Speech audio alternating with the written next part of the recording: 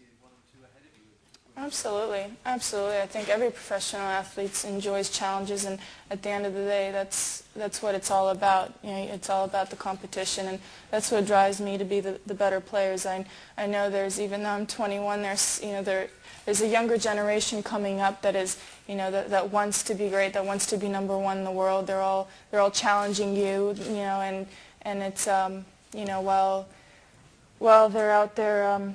If you lose early in the tournament, while they're still winning, you're back on the court and working to beat them. So, it's great. It's a challenge, and that's what I love about tennis.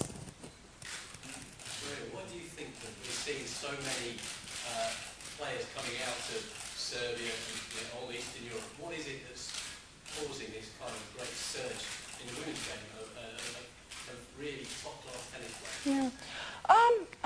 I'm not quite sure. I can only speak for myself and, the girls that came out of Russia. But, what's interesting is from Russia we have a lot of girls that are, I don't know how many there are in the top 20 right now, but what's really interesting about the whole thing is that everybody developed their talents, and we weren't all packed in one team or one group and developed and, given the same food and given the same Gatorade, We were all developed in different parts of the world. Some went to Spain, some stayed in Russia, I went to the United States, and we're all able to find ways to make it to the top, which is quite fascinating.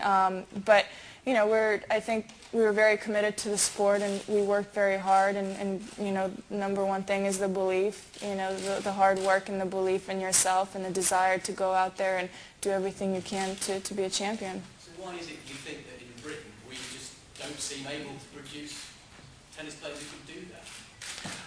I can't speak. I can't speak for other people's actions, but I definitely see a lot of approach and a lot of development and a lot of time and effort being put into British tennis, which is good to see. And every time you go to a different Grand Slam, you kind of see those developments. And obviously, you see that they hire the best coaches and the best facilities, and they do everything in order to produce great talent. But unfortunately, this is an overnight process. You can't get ahead of yourself. Everything takes time, and everything takes time to develop, and you don't just become a Wimbledon champion overnight. So.